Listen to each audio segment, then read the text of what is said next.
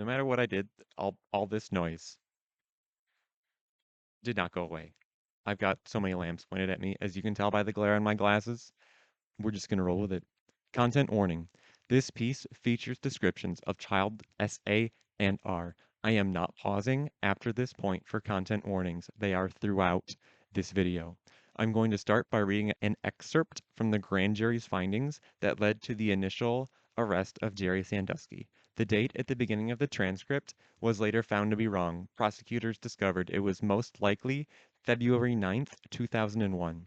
Because the rest of the documentation refers to it as the 2002 incident, I'm going to leave the error as is. On March 1st, 2002, a Penn State graduate assistant who was then 28 years old entered the locker room at the Lasch football building on the University Park campus on a Friday night before the beginning of spring break. The graduate assistant, who was familiar with Sandusky, was going to put some newly purchased sneakers in his locker and get some recruiting tapes to watch. It was about 9:30 p.m. He then heard rhythmic slapping sounds. He believed the sounds to be those of sexual activity. As the graduate assistant put the sneakers in his locker, he looked into the shower. He saw a naked boy, victim 2, whose age he estimated to be 10 years old, with his hands up against the wall, being subjected to intercourse by a naked Sandusky. The graduate assistant was shocked, but noticed that both victim 2 and Sandusky saw him. The graduate assistant left immediately, distraught. The graduate assistant went to his office and called his father, reporting to him what he had seen. His father told the graduate assistant to leave the building and come to his home. The graduate assistant and his father decided that the graduate assistant had to promptly report what he had seen to Coach Joe Paterno, head football coach of Penn State. The next morning, a Saturday, the graduate assistant telephoned Paterno and went to Paterno's home, where he reported what he had seen. Joseph V. Paterno testified to receiving the graduate assistant's report at his home on a Saturday morning. Paterno testified that the graduate assistant was very upset. Paterno called Tim Curley, Penn State athletic director and Paterno's immediate superior, to his home the very next day, a Sunday, and reported to him that the graduate assistant had seen Jerry Sandusky in the Lasch building showers, fondling or doing something of a sexual nature to a young boy. Approximately 1.5 weeks later, the graduate assistant was called to a meeting with Penn State Athletic Director Curley and Senior Vice President for Finance and Business Gary Schultz. The graduate assistant reported to Curley and Schultz that he had witnessed what he believed to be Sandusky having sex with a boy in the Lasch building showers. Curley and Schultz assured the graduate assistant that they would look into it and determine what further action they would take. Paterno was not present for this meeting. Ow. So the story's over? They caught the perp? He's going to be locked up for life. One would think so. Would think so. Wait. You mean there's more to the story? No. It's over. Before you get too carried away, let's get the bigger picture. Happy Valley is one of the nicknames given to the area surrounding Pennsylvania State University. The main campus is boringly named University Park, and it's situated in the municipality of State College, which is also boringly named. The Nittany Lions are well known within their conference for their American football program that won 2 national championships under the leadership of their longtime head coach, Joe Paterno. Since their present-day conference has bloated to cover the Continental 48, Fuck the Big Ten. most anyone who has watched college football on Saturdays is familiar with the program. Joe Pa, as some announcers used to refer to him, joined the coaching staff of the Nittany Lions in 1950 and would take over as their head coach in 1966. A player who graduated as Paterno took the reins was Jerry Sandusky, and he stuck around for the 1966 season as a graduate assistant. Sandusky left for 2 years after that to try various coaching positions, and he returned to State College in 1969 Nice. to coach linebackers. In 1977, 8 years after returning to Penn State, Gerald E. Sandusky was promoted to defensive coordinator, and within that calendar year, he founded a charity called the Second Mile. The Second Mile was not the location 6 miles before Eminem's 8 Mile, but a group foster home for young boys. The Second Mile would grow from a single home.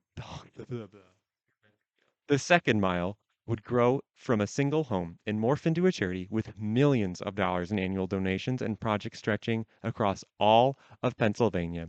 At the program's peak, Over 100,000 children participated in a single year, and in 2008 to 9, the organization collected $3.3 million in donations. The stated purpose of the program was help children who need additional support and would benefit from positive human interaction. They should have workshopped that garbage.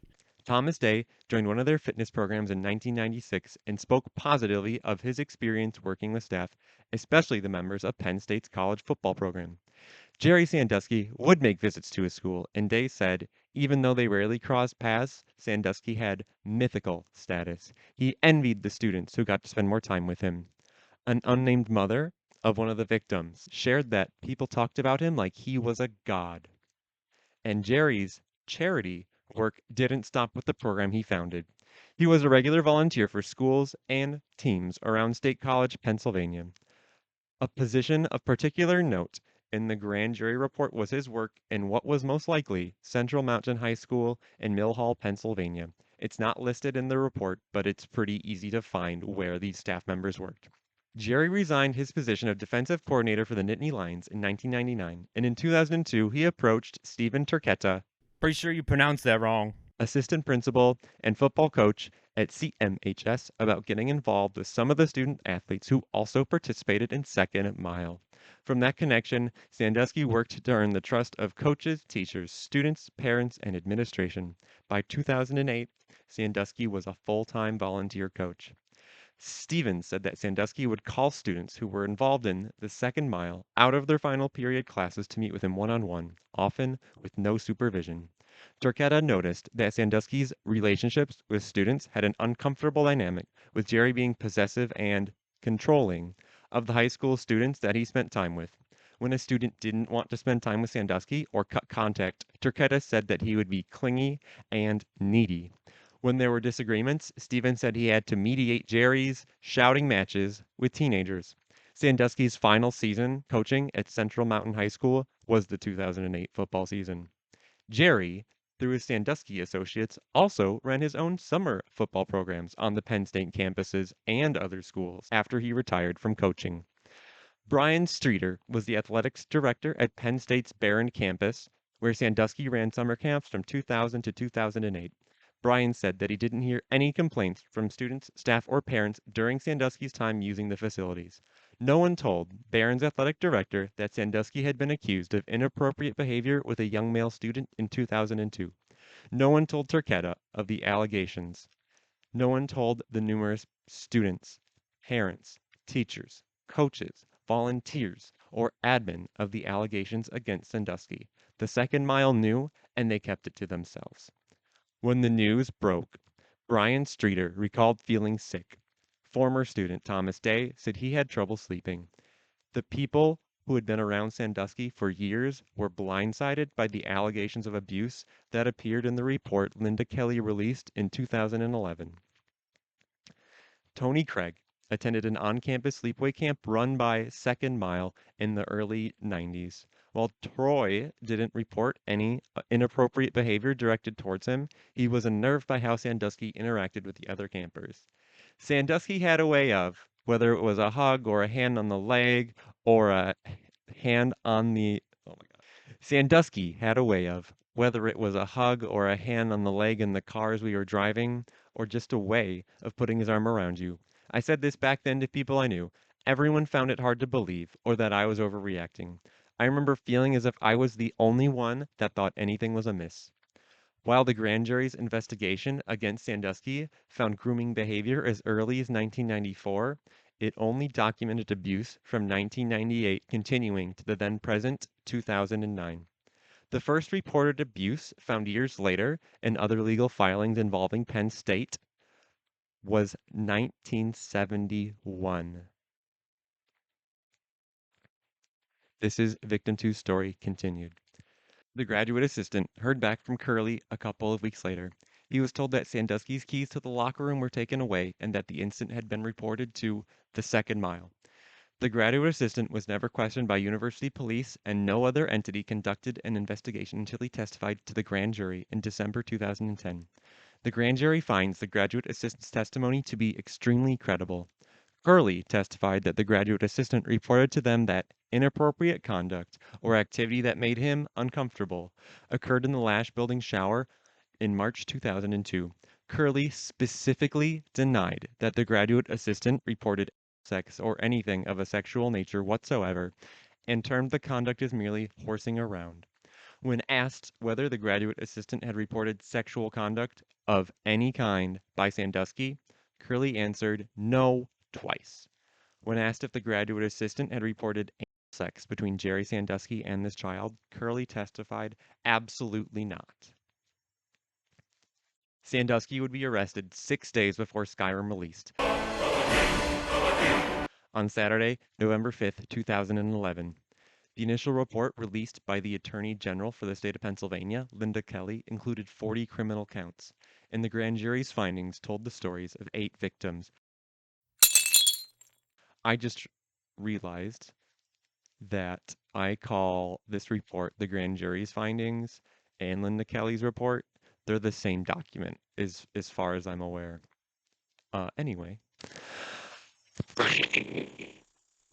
I started this video with Victim Two's story, read directly from that report.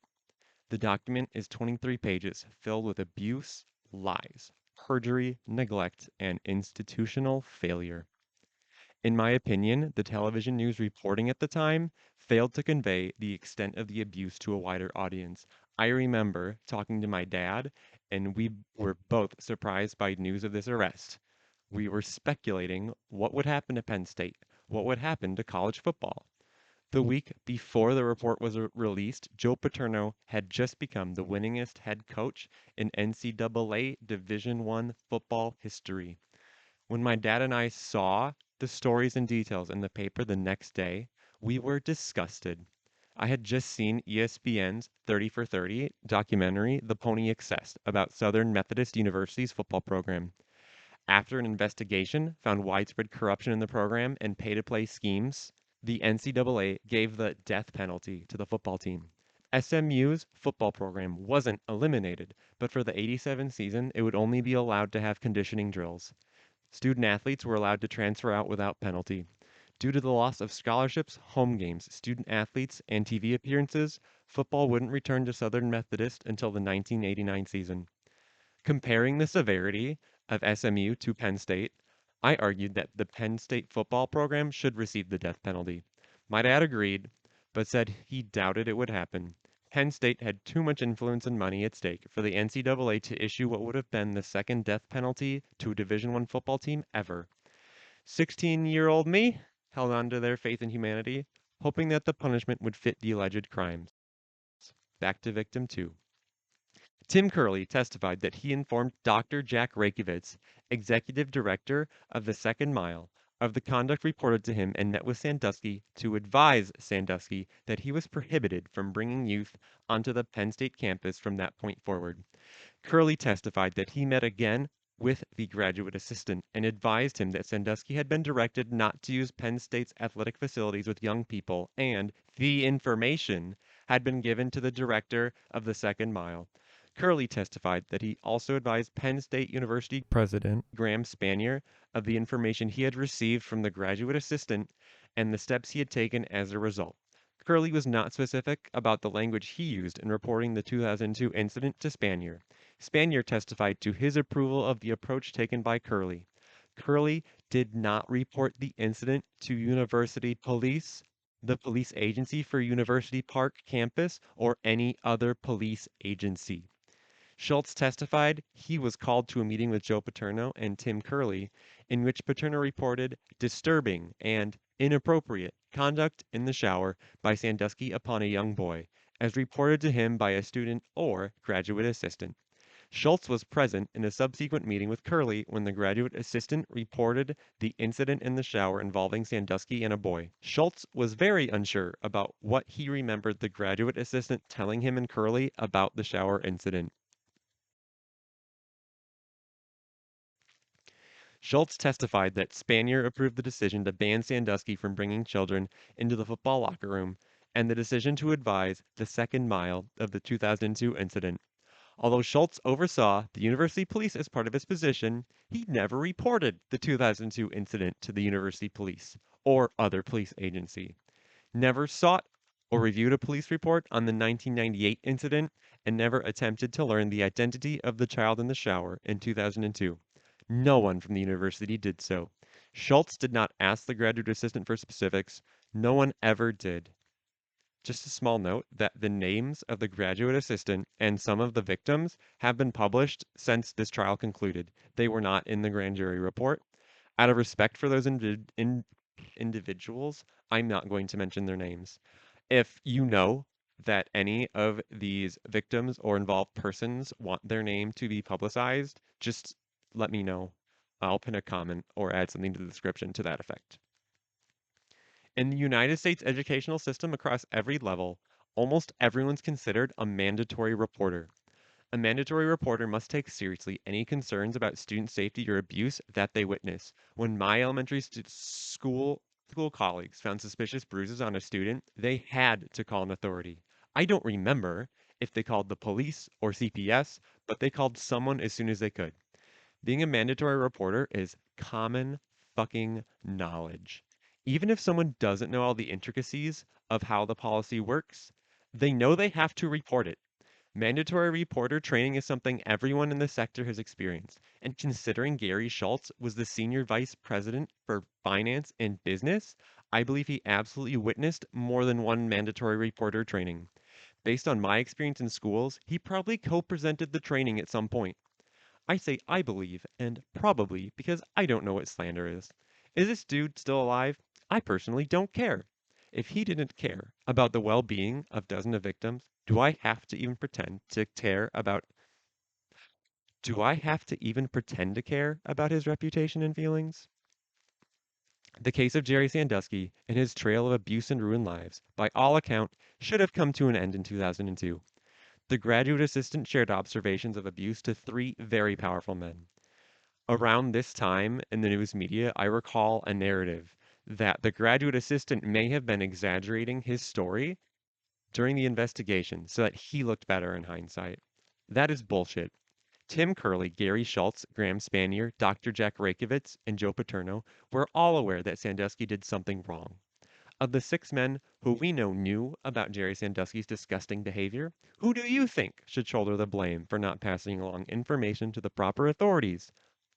A 24-year-old graduate assistant whose first response was to call his dad because he had no idea what to do. The football coach who had been working at the university for 52 years. The athletic director whose job it is to oversee all athletic programs. The vice president for finance and business who understood that covering up the rape of children would be bad for finance and business. The university president, the guy in charge. Or the guy with a doctoral degree who ran possibly the most recognizable charity in the state of Pennsylvania, whose mission was to help children who need additional support. So who are you picking in your fantasy draft of guiltiest man? Oh, I don't know, Jim. That first guy there was the one who saw the whole thing. Shouldn't he be the one to notify the proper authorities? My thought is that if his first instinct was to call his dad, he probably didn't receive the proper training that someone working with student athletes should have had. Ah, so you're thinking that the VP of Finance and Business should have made sure they all had the proper training? Department of Public Welfare and Children and Youth Services local and state records were subpoenaed by the grand jury. University police records were also subpoenaed. The records reveal that the 2002 incident was never reported to any officials in contravention of Pennsylvania law. Sandusky holds emeritus status with Penn State. In addition to the regular privileges of a professor emeritus, he had an office and a telephone in the Lash building. The status allowed him access to all recreational facilities, a parking pass for a vehicle. As a retired coach, Sandusky had unlimited access to the football facilities, including the locker rooms. Schultz testified that Sandusky retired when Paterno felt it was time to make a coaching change and also take advantage of an enhanced retirement benefit under Sandusky's state pension. Both the graduate assistant and Curley testified that Sandusky himself was not banned from any Penn State buildings, and Curley admitted that the ban on bringing children to the campus was unenforceable. The grand jury finds that portions of the testimony of Tim Curley and Gary Schultz are not credible. The grand jury concludes that the sexual assault of a minor male in 2002 should have been reported to the Pennsylvania Department of Public Welfare and/or a law enforcement agency such as the University Police or the Pennsylvania State Police. The university, by its senior staff, Gary Schultz, Senior Vice President for Finance and Business, and Tim Curley, Athletic Director, was notified by two different Penn State employees of the alleged sexual exploitation of that youth. Pennsylvania's mandatory reporting statute for suspected child abuse is located at 23 Pennsylvania Consolidated Statutes, Code 6319, and provides that when a staff member reports abuse pursuant to statute, the person in charge of the school or institution has a responsibility and legal obligation to report or cause such a report to be made by telephone and in writing within 48 hours to the Department of Public Welfare of the Commonwealth of Pennsylvania. An oral report should have been made to Center County Children and Youth Services, but none was made, nor was there any attempt to investigate, to identify victim 2, or to protect that child or any others from similar conduct, except as related to preventing its reoccurrence on university property. The failure to report is a violation of the law, which was graded a summary offense in 2002, pursuant to 23 Pennsylvania Consolidated Statutes Code 6319.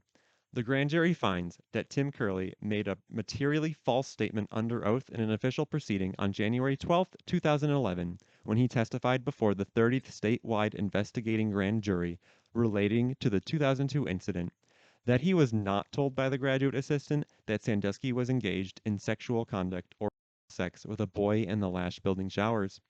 Furthermore, the grand jury finds that Gary Schultz made a materially false statement under oath in an official proceeding on January 12, 2011, when he testified before the 30th statewide investigating grand jury relating to the 2002 incident, that the allegations made by the graduate student were not that serious and that he and Curley had no indication that a crime had occurred. Victim two's story did not end there, but I'm not following it to its resolution, because there is no resolution for childhood SA. Those victims will never fully heal from what Sandusky did to them and the institutions that failed them. On the periphery of his story were several other characters whose story require updates. The graduate assistant would win $7.3 million in his civil case against Tim Curley, Gary Schultz, and Graham Spanier. A man who claims to have been victim to would participate in the civil trials against Penn State and be awarded part of the over $109 million that Penn State has paid out to victims. The defense pointed out that parts of his story were not consistent with known facts about victim 2, and I couldn't find conclusive evidence or testimony supporting either side. But no matter what, he was one of Sandusky's victims, regardless of which one he was. Curley and Schultz would both receive brief jail terms. Spanier would serve 58 days in a Pennsylvania jail on misdemeanor charges of child endangerment. Through legal maneuvers, he managed to delay his punishment for almost 10 years, finally serving his sentence in 2021.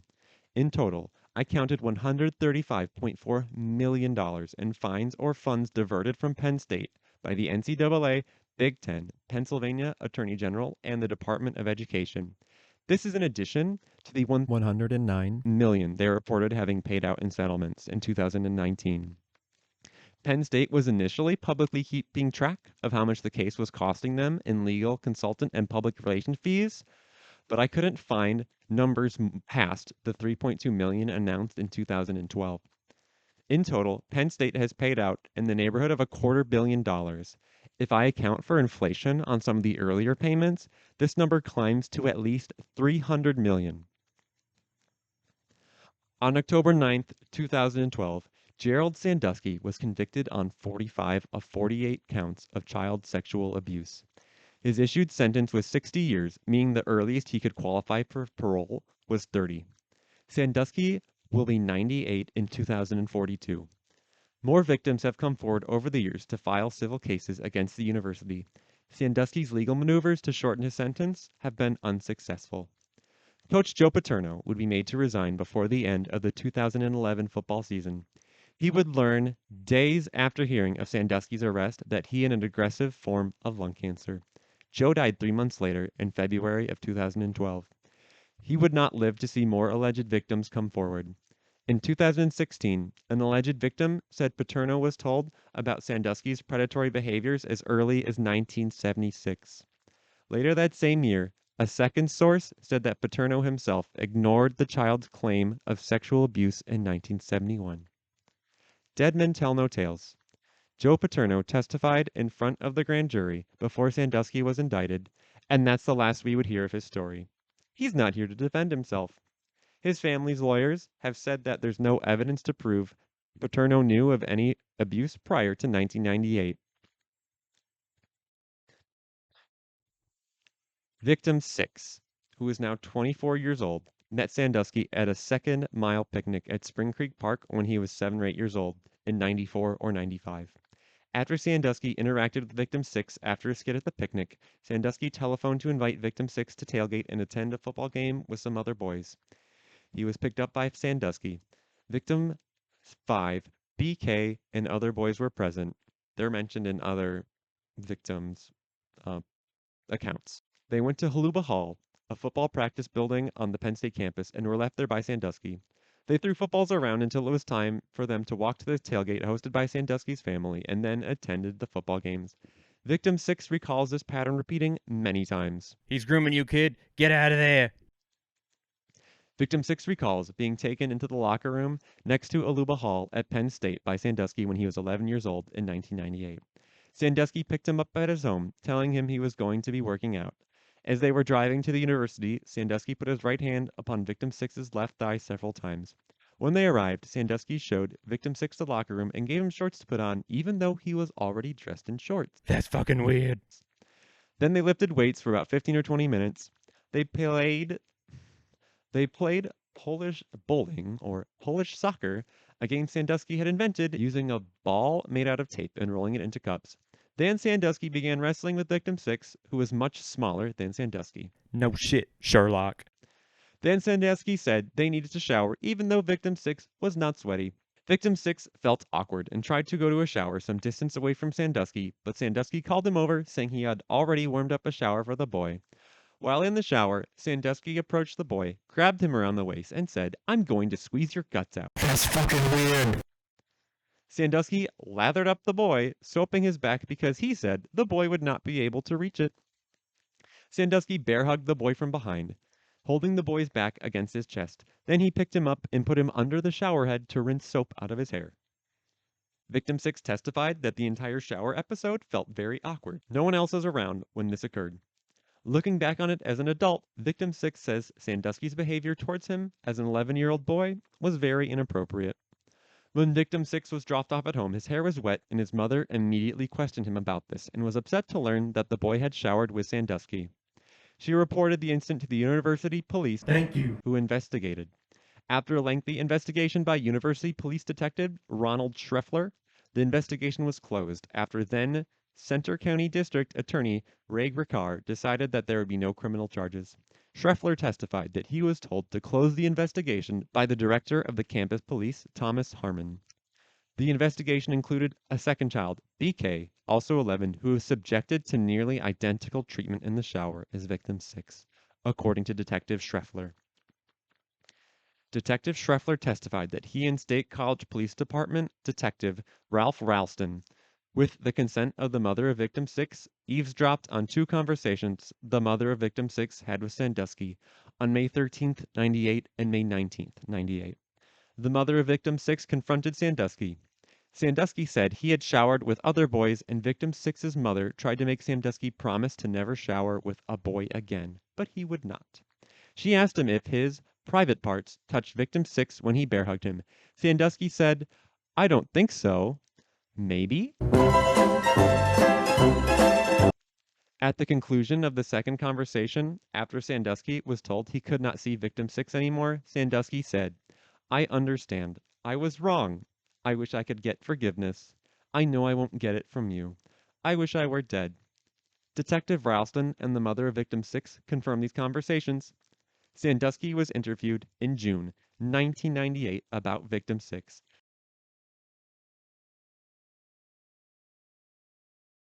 Sandusky was interviewed in June of 1998 about victim 6. The only consequence for Sandusky was Detective Schreffler telling him he should not shower with any child again. Sandusky said he wouldn't, but you already know that was a lie. Years later, as part of a different investigation into Sandusky, an email Curley sent was uncovered. It contained the phrase, "Coach is anxious to hear where it stands." This email was about the 1998 investigation into Sandusky. Curley said in 2017 that Coach in the email was not about Sandusky. It was about Paterno. He fucking knew it. I'm done with skits. I'm done reading verbatim text from these documents. On screen, I'm going to share some of Sandusky's heinous crimes. All of these were precipitated by Extensive. grooming, often lasting for years. Jerry knew exactly what he was doing. The grand jury findings will be linked below if you want to learn more about these victims. The rest of my resources will be included, listed chronologically from when they are used in the video. Some of these are plainly biased or have a slant. I only use those for dates and filling in the gaps left by more reputable sources.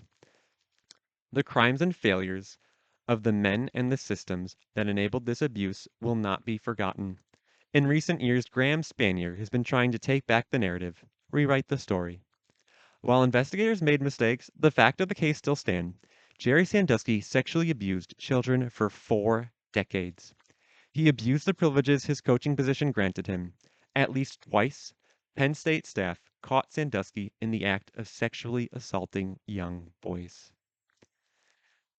Other times, staff members were told of abuses but didn't take action. The result was the same. Children and families had their lives destroyed, while Penn State football and the university at large prospered. I found 2 Pennsylvania organizations on Charity Navigator that are devoted to helping victims of sexual assault. If you know of other worthy charities, please share those below. In conclusion, educate yourself. Understand that sex crimes, regardless of demographics, are committed by the people who are in close proximity to the victim. I'm not asking you to be paranoid. I'm asking you not to be complacent. Use best practice when there are reasons for concern. When asking anyone about an assault, make it clear that it is not their fault. Instead of asking, "Did the bad man touch you here?" ask, "How many times did the bad man touch you here?" Language like this helps victims share their story and helps end cycles of abuse and trauma. Stay safe out there.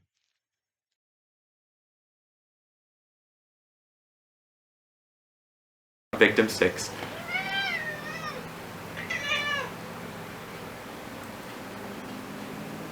Yeah?